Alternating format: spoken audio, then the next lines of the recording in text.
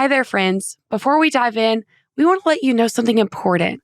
While this podcast does feature a marriage and family therapist, we are not your therapist. This is a space for informational and educational purposes only. We're here to have a deep conversation over coffee.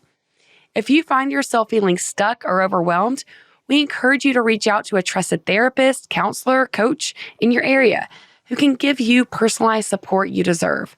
Because let's be real, life is way too hard to go at it alone, and your emotions are way too valuable to ignore. Okay, now that we've gotten that out of the way, let's get to the good stuff. On today's episode, we have our friend Chris Cruz joining us in the studio. Chris is a marketing expert who helps grow businesses through holistic branding. And so I love having someone in the business side of things coming in to share with our audience.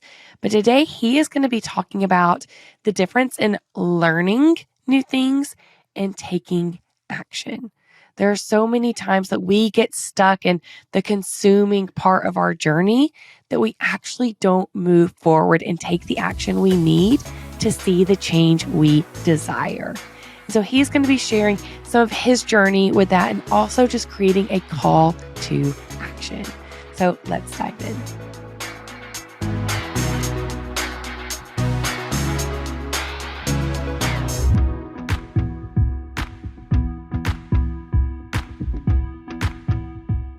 Wow, what a treat to have Chris Cruz in the studio today. Yeah. It's been a minute. It has. It has been a minute. Wow. Last time you were on, were you already living here? No, I don't think so. Wow. I think I was, it might have been the visiting time. Yeah. We were trying to figure out if we were going to move here. Yeah. Wow. Yeah. So that's Goodness. a long time. It has. We've been here for almost 2 years. Wow. So that means it's been almost 2 years since I've been on the podcast. Oh my goodness. Yeah. Yeah. Wow. Back. Yeah. Chris Cruz is in the house. So thank you for your time. Yeah, of course. My gosh. And Love it. this all came about for our listeners to kind of understand is you've been putting a lot of really great stuff on Instagram is where I see you. And I was talking with Bridget, who's on our podcast as a guest now and then, and she said something really at the moment it was applying to her life. How did it come up? That's what I'm curious. I'm how did that pop up in the conversation? It was some specific things that she put into motion with her own life, some hard things, hard things. And so she says this, clarity is found in motion. And I'm like, whoa, girl, stop. Wait a minute. Let me write that down. Did you just make that up? And she goes, oh no, that's a Chris Cruz quote. And it's probably a recycled quote from something in my brain. Who knows the true authors anymore. But it was so powerful in the way that she shared it with some things that she put into motion. And the things that she put into motion, there's a lot of fear. It was the fear of all the what ifs versus just knowing confidently what the outcome would be, right? And yet it's when she made that step and when she put something into motion, that brought the clarity of the relationship, the business decisions she needed to make. So I thought it would be just fun to come back to the original where this all originated. And I don't even know exactly what all you were speaking into when you said that or posted that on Instagram. But I thought, wow, because it really struck me as well, how important it is to have motion, in life, whether it's business or in your marriage or in your family. If you're just sitting back waiting on something to happen, the likelihood of that is very small. And I think even with relationship, if you sit back and go, well, if they call me, then that'll be a sign that we are meant to be in relationship. Or, if they come and apologize to me, then I'll, consider being in relationship with them or something like that. It's so often we sit back because it feels safer. Oh, yeah. And I think even with business, it's someone said this to us last night about if you wait too long, you'll have missed whatever it was, right? If you wait till your product is perfected. Aim. Yeah, you won't ever take that shot. Yeah. And then just even sitting back perfecting things. Yeah. Oh It's my like, gosh, totally. Then, Totally. it may take you an extra year to perfect it. And then when you're ready to launch, you go, oh, everybody else has already done it. Yeah. And you just missed it completely. You missed the opportunity to test it and then evolve. Yeah. I mean, I think it's funny enough, like even with the connection codes, there's an element to that for me that the connection codes works in motion for me. Like it's rare that I'm like feeling that. It's usually when I start and when I start talking that it goes, that could be because I'm an external processor. That could be because that's a little bit more of my temperament, that when I get out what's inside of me, I find clarity versus thinking that if I like just sit with it and ruminate and just go that I'll get the clarity. And I also think that quote, when I wrote that, it was this idea that like I had been in a spot with growing what I'm growing for the company I work at, that I'm going, I have enough vision, and I don't undervalue vision. I have enough vision for where we want to go and what we want to do. What I'm undervaluing right now is action and thinking we need more planning because that planning will secure an outcome. That is the thought. Like, well, wait, let's think through all the possibilities here. Let's fine tune this because we don't want to stumble our way through this.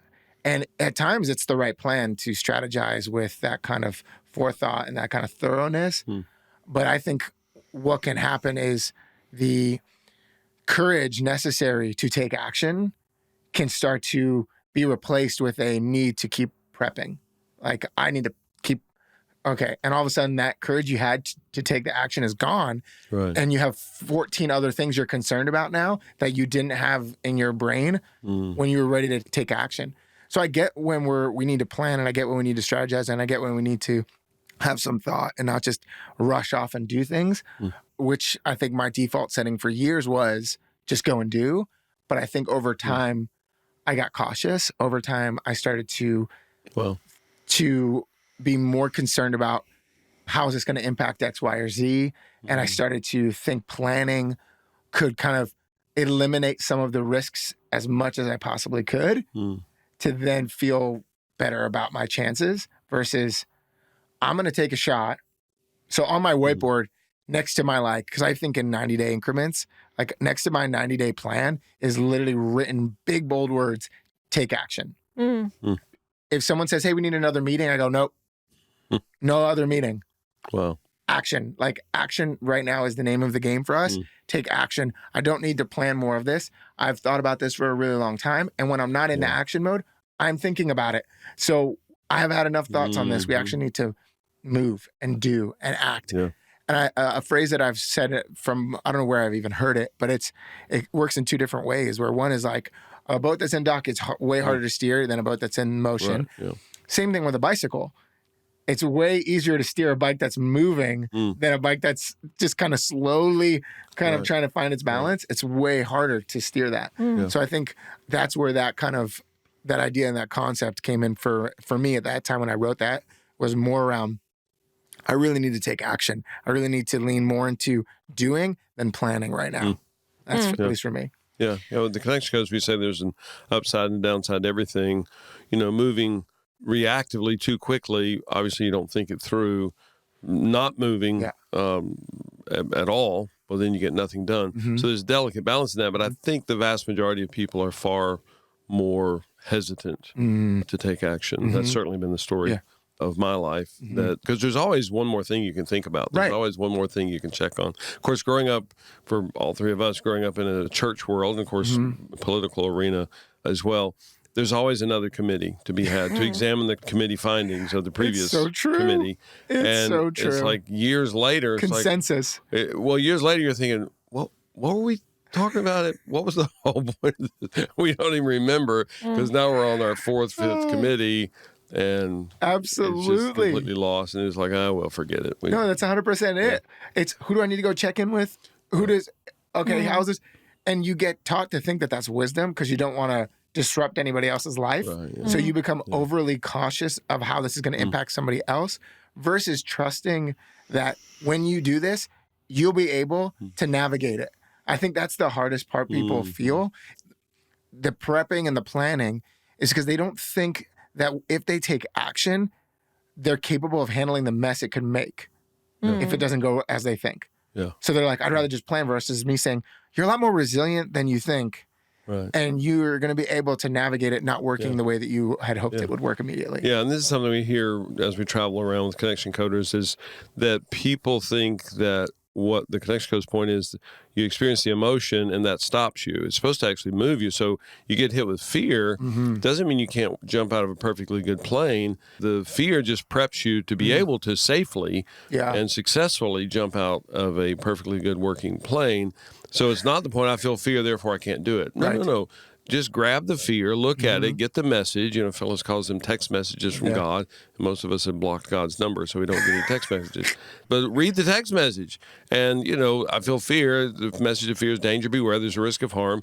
Is there a risk of harm? Yeah, you jump out of a plane. There's a risk of harm. Oh, so I need to be prepared for this. I need to process it through. What's the fear trying to tell me? Oh, I need a parachute that works, that's strapped to my body, that I know how to operate. Good. Now I can jump out of a plane. Doesn't mean don't do it because there's fear in it. It means do it. Just make sure you're prepped for it and then go. And you're still going to feel fear when you're jumping out of the plane. So it doesn't mean that, oh, now I'm fear-free. No, well, that's not the human condition. And if you jump out of a plane enough times successfully, I guess at some point, paratroopers or whatever in the military, I guess once they have 150 jumps, they probably They'd be like, this is like driving a car. Like, but that's because they did all the preparation, the training, and they know how to do it. You know, we talk about that with public speaking. I started preaching when I was 6 years old. So I've been... To who? At 6? To the our trees? church. I think I did like a five-minute presentation. I love it. So I've been doing it so long, and it's a rush for me now. It's just a joy experience. I don't... And it's funny because people ask us that, go, you know, are you nervous? And I'm like, I don't even think about. I don't know that I could get. I mean, maybe someday when I speak to the United Nations, I'll feel some nervousness, but it just doesn't even occur to us. Is that true? I haven't even asked you. Is that true for you now with public speaking? Because I know for a long time it was a real fear experience for you. Yeah, it's not anymore. No. That's amazing. Yeah. But it's like, even if it is a fear experience, you guys are so good at telling people like, there's nothing wrong if it's a fear experience. Right. I think that the way of looking at fear that isn't a connection codes methodology or framework is, my goal is to eliminate fear at such a level that I never, ever feel it again. Because if I feel it again, it's an evidence to my life not being healed, which I've lived in that for a very, very long time, that if I experience shame again, if I experience pain again, if I experience loneliness again, if I experience fear again, there's some heavy crack in the foundation that I didn't repair. And now I need to go and repair that, versus the human condition is to feel those things. Because I think the common narrative is, let's eliminate your fear on every level and never have you feel it again. Because if you feel it again, that's a sign that you really didn't get to the root issue. So now let's go 30 years back in your past and find out where that was. And I'm going, well, I don't know if that was the true root of the moment when it happened. All I know is I'm dealing with freaking fear right now. I'm like, sure. It's like, I love the hope that you could eliminate something like that derails you. But what I have more confidence now is my ability to navigate my fear than the idea that I'm going to eliminate it entirely. That it's like, or that I'm so, I think what we look at too, even as men, is we see these role models that are just basically like kick fear in the face, never face it again. Like, you're not weak, go. And you're like, I am not. That's right. I'm not weak. I don't want to live bound in fear. And they're like, and they hear a person say, I don't feel fear to public speak. And then they go, well, I do.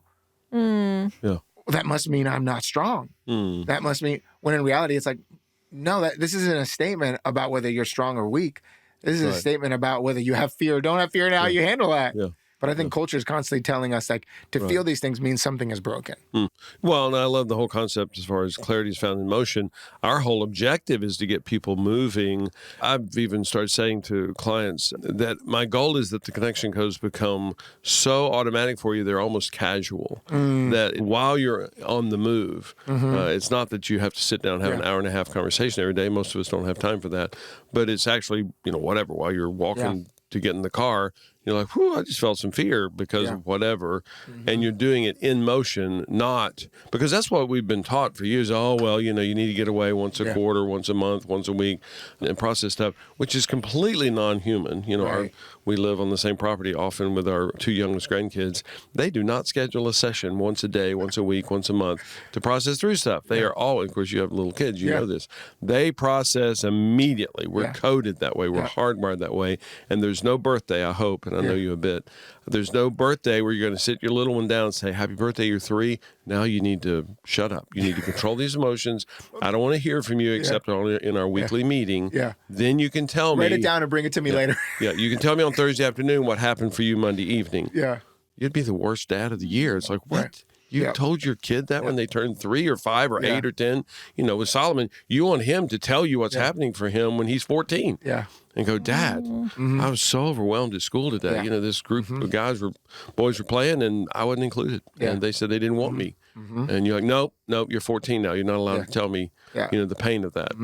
How bizarre would that be? But somehow we've gotten that message. And it's almost DNA in this culture, especially with men. It's like, oh, no, you're not supposed to do that. So I just love that idea that is as you're going, as you're moving, which is what Malachi and Rowan do all the time. As they're going. They never. Like Solomon was yesterday. What was he saying? He was walking around the house.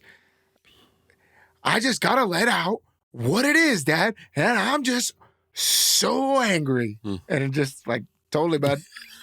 I get it. And there was another moment too recently where he had said it like it was rage. He was so, and he was like, I feel it so deep in my body. My stomach is vibrating. And I'm like, well, I understand that.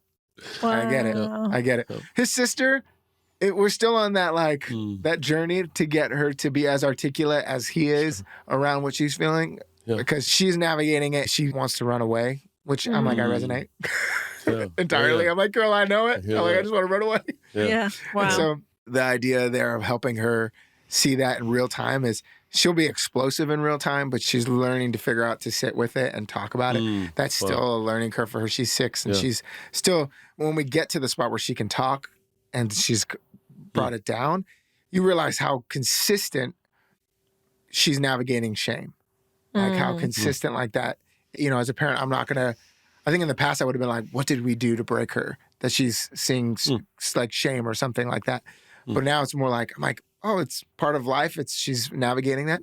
And you realize like for kids, there's certain things that I think exaggerate emotions in ways that they don't exaggerate other things. For example, shame with girls on TV shows like Barbie, where they'll say things about, I don't like my hair, or I don't like, they'll make comments about themselves, even though their friends in the show are reinforcing, no, you're beautiful, almost doing the exact opposite of the connection goes, right? Like not letting this person fully say, I feel shame about my hair. Then responding with, oh, I get the shame, and hearing that shame, they almost find themselves like trapped in acknowledging their, like what they don't like about themselves. And it's like, oh, that sucks. Yeah. Well, yeah. I think about with what you shared originally on that clarity and motion, just like is found in motion. And I think I'm assuming, which is not good, but that you were referencing are talking more to business people. Yeah. And where the way it happened in the conversation I heard it in was more about relationship. Yeah, which still applies for sure. Yeah. And I think about that. We were with a couple last night, so we were talking about this, that, I was 15, Glenn was 16 when we met, and we have changed as humans in such big ways. Right. We're not the 2 people that actually met back then.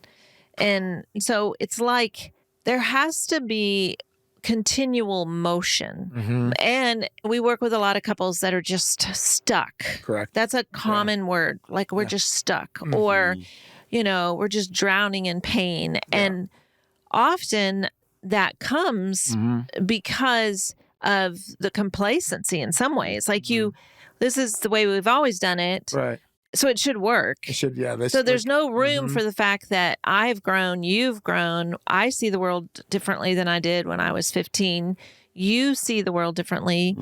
And that if we don't understand the importance of motion. Yeah. And we don't go unscathed.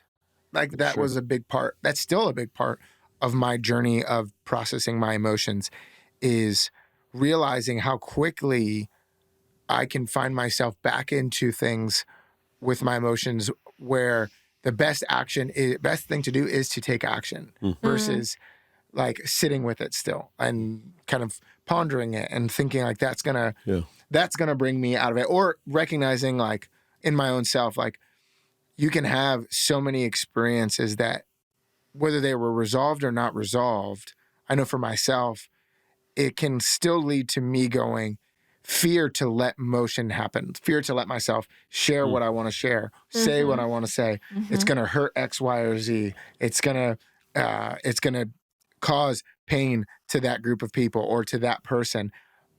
And so I've been trained to almost be palatable. Yeah. On a consistent level. Yeah. And the other part of that is it's like, you know, me and my wife talking, like there's an element of the intensity that I feel is regularly in a world feeling like it doesn't have a place. So you find yourself like going like the best thing to do in that is to restrain, to over.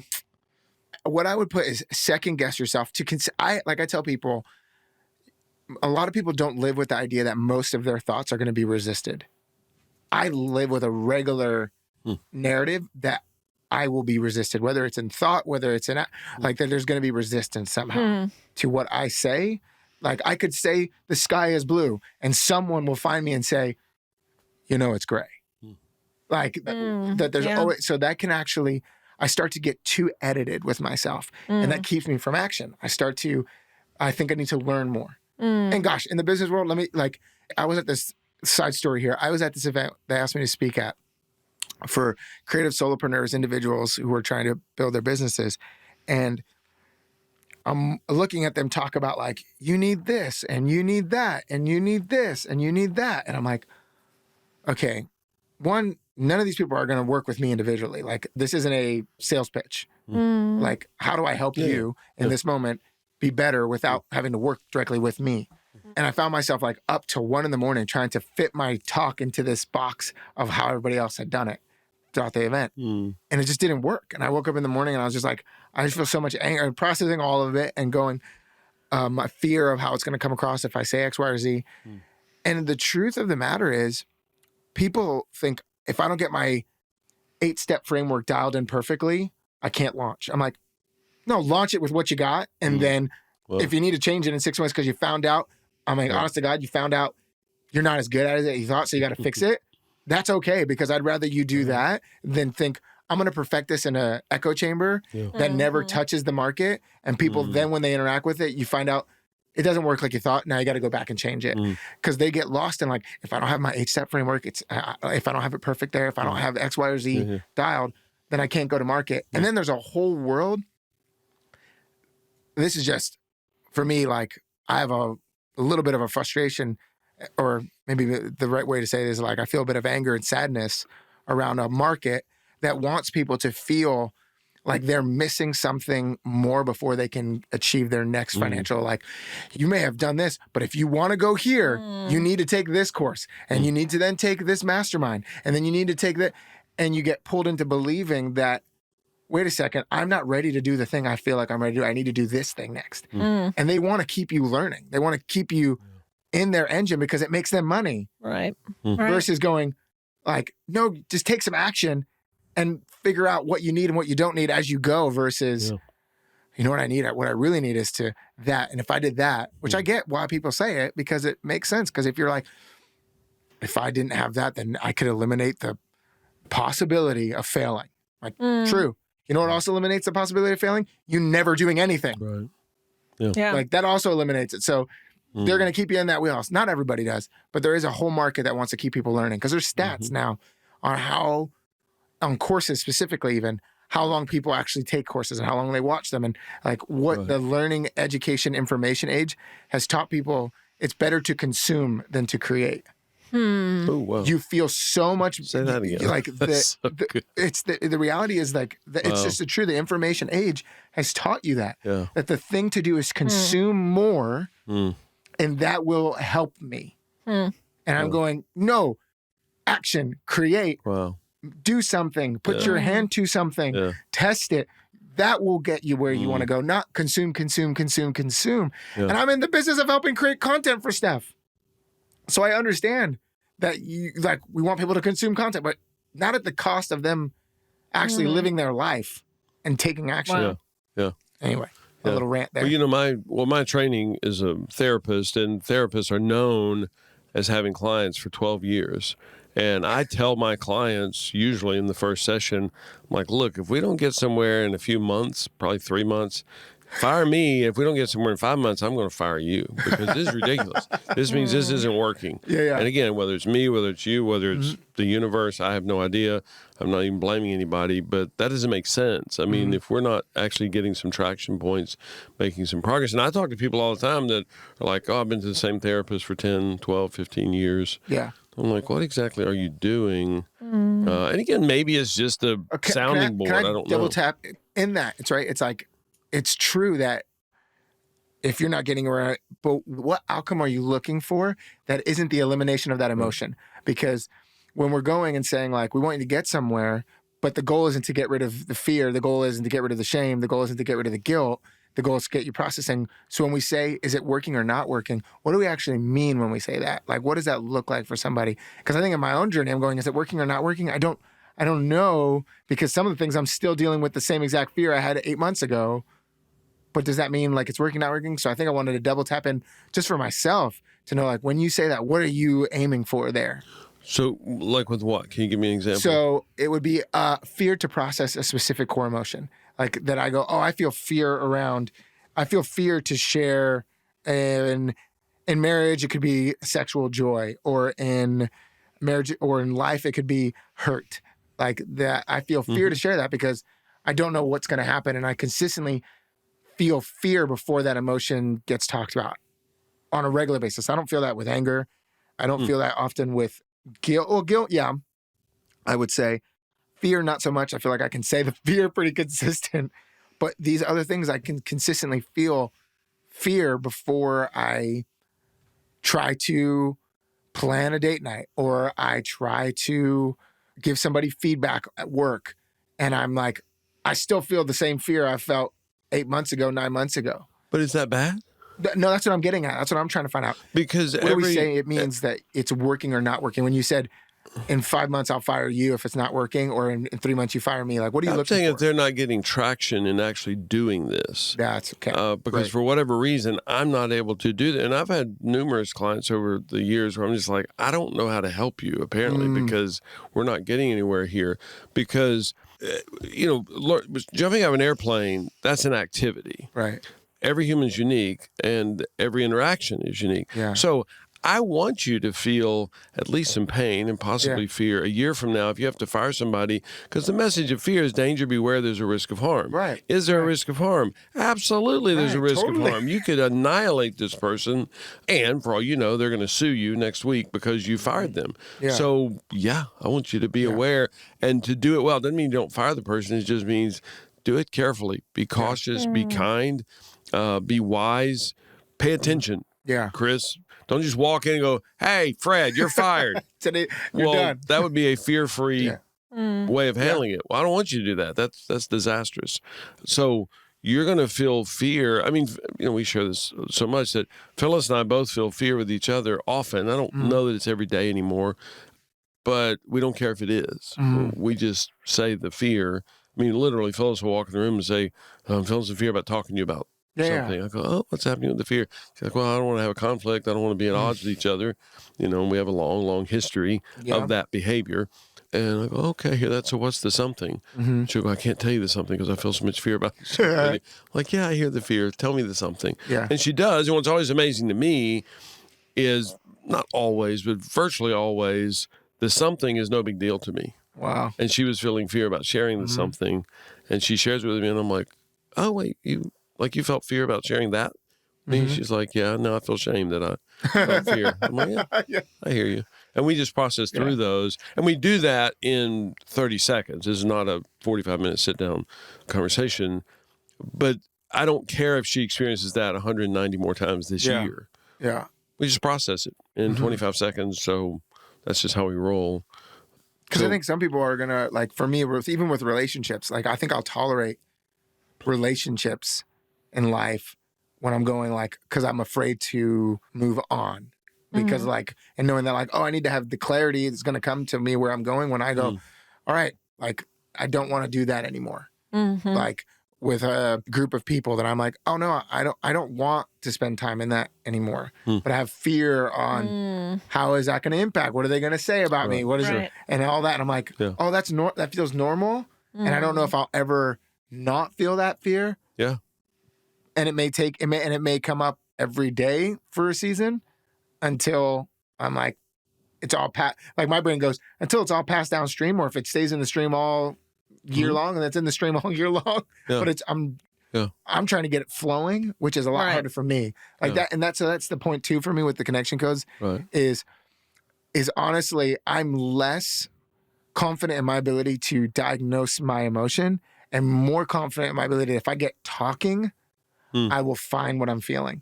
And that is so more me than, like, my wife's a Jedi. She knows this out the gate. And I'm going, don't know yet, just anger. Yeah. And I've got to talk through this, which me talking is a double-edged sword for me, because sometimes I talk in life. This is with anybody. I'll talk and I'll find that either I have the fear of all the years of feedback to my talking, or it's like, you're too intense, you're too scary, you're too sharp, you're too mean, or you take up too much space. Like there's so much editing that happens in my fear state that I'm trying to, like, go, the goal is to say the fear and take action and do the thing, versus like fear, therefore edit, maybe say something. Right.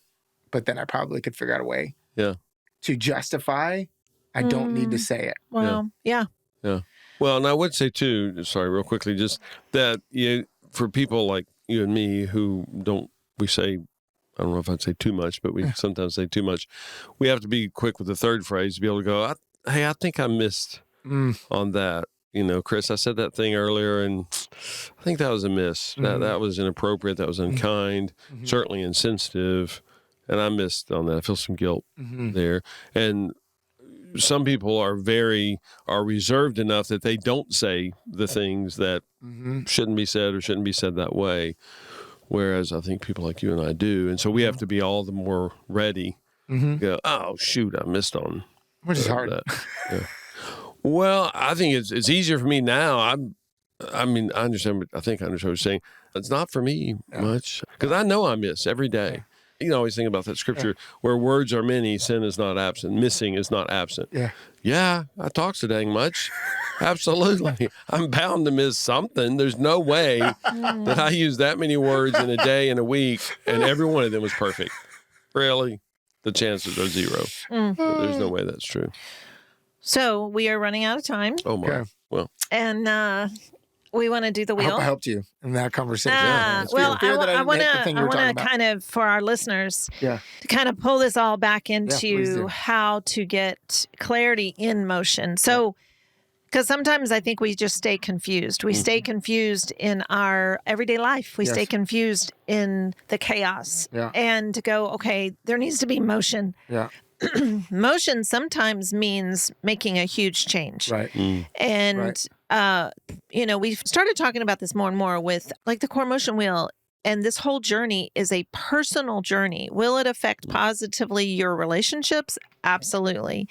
But it's got to be about you, like understanding that your brain fires emotion all the time. You're not trying to get healed from it. You're not trying to grow past it.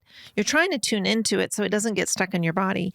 And you're verbalizing that. And we grow, we change, seasons change, our life circumstances change, but stay true to that. Stay true to what you're experiencing and share it. And then there's motion and change. So that's part of it. And if you go down a certain road and you go, you know what, I'm going to try something different. I'm going to start doing this. The clarity comes. So that's the motion. Yeah, that's good. And then the clarity will be, wow, I found a new road, and it's actually, I'm able to hear my voice more. I'm able to tune in better to what I'm doing.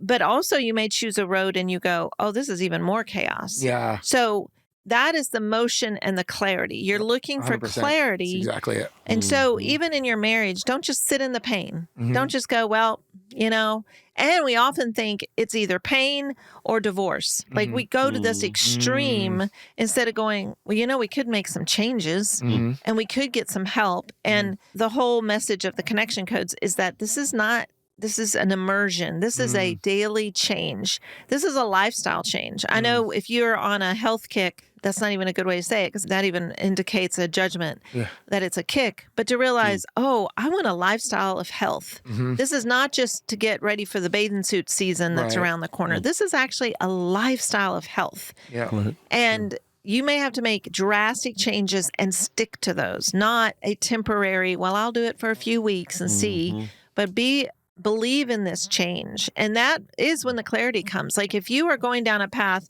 for health and whatever it is you chose to do is not working, well, that's the clarity. Then go for another motion, do something else. Don't give up on the dream. Don't give up on being healthy, whether it's in your personal physical state or your relationships. Don't give up on that. Yeah. But don't just keep doing the same thing thinking you're going to get a different result. Yeah. You got to do something different to get a different result. So, it's true. Chris, we would love for you to do the wheel before we run out of time, and just want to thank you even for being here today. Of course. I love you guys. So absolutely. Okay. Let me think through a issue-specific core emotion wheel here. I am launching a podcast for the brand work I'm doing. And so I feel lots of joy that I'm taking action on it. Yeah. Wow. Literally after this, I'm going to do set checks and make sure we got all our lighting and all that stuff, similar to yours guys set up here, and just getting ourselves. So I feel a lot of joy in that. Wow.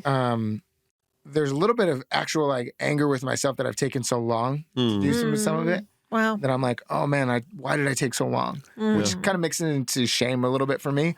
That I feel a little bit like a little bit of am I good enough to actually talk on this? That. So I think that there's some fear that this won't resonate at all, that I'll just be wasting my time. Yeah, yeah. That are people actually going to listen to this at all? Are we going to do this and get to the other side and be like, that was a flop and didn't matter? Wow.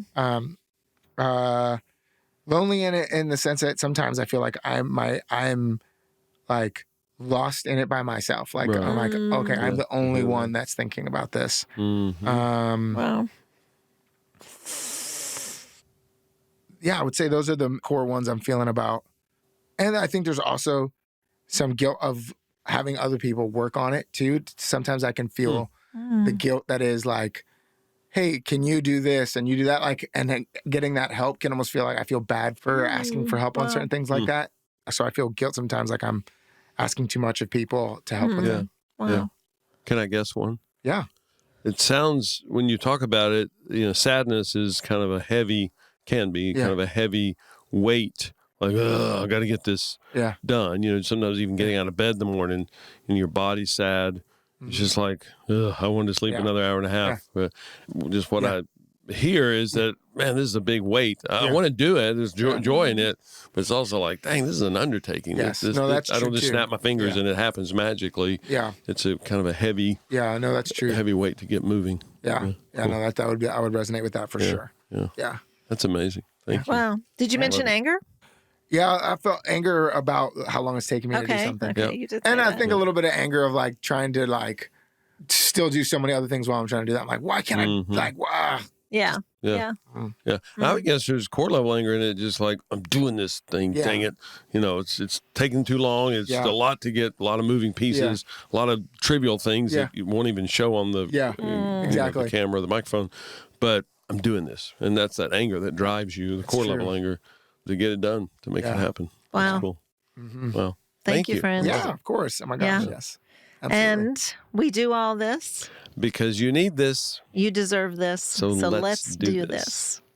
Wow. Thank you so much, Chris, for being here. I love every time you are in the studio, you ask great questions and dig a little deeper. I also love hearing someone else's experiencing how they're using these tools to change their life, and hearing Chris talk about how he's a verbal processor. He needs to actually say some things out loud before he can get to that core emotion. I think is an incredibly common way for people to use and experience these tools. But on the other side of that, he can gain the clarity that he needs to move forward. Yes, fear is going to still fire every day. The goal is not to eliminate the emotion. The goal is to understand what the emotion is trying to tell you so you can take the action that you need, which is exactly what we are here to teach you how to do. And I also love that he kind of not challenged, but even challenged Dr. Glenn of, when do you know someone is at the other side? At what point can someone graduate out of therapy and say that they're done? And I love seeing the transformation that can take place, because truly the goal is to learn these tools well enough that you're now doing them in your home on a regular basis. Of course, we all need extra support. We all can get stuck at times, but to be able to live life in relationship with ourselves and with others, where we're able to process in real time, even if that means we have to verbally talk it out, that there's no hierarchy to how you process. There's no better or worse way. Some people need to journal it out to get to the other side. Some people need to do a couple of wheels if they get really stuck on something to go to that deeper level. And some people need to verbally process. That's why we talk so much about building community, so we can share with others, share with ourselves, actually saying it out loud to someone that's not just our spouse, but we have other people in our corner that can support us on our journey. And Chris is definitely one of those people for us. So thank you so much for coming and sharing with our community. For our listeners, thank you for showing up every single week. Truly, I can see that you're sharing every time there's a comment coming in. If you have not left us that 5-star review, please go and do so. It is so easy. That is the only thing we ask from our listeners is if you'll scroll down, you'll see the stars. You can hit that 5 stars and then it says write a review. You can simply click write a review. It takes about 30 seconds to do so, and it truly impacts the reach of our podcast. And so thank you. As Dr. Glenn and Phyllis always say, we do this because you need this, you deserve this. So let's do this.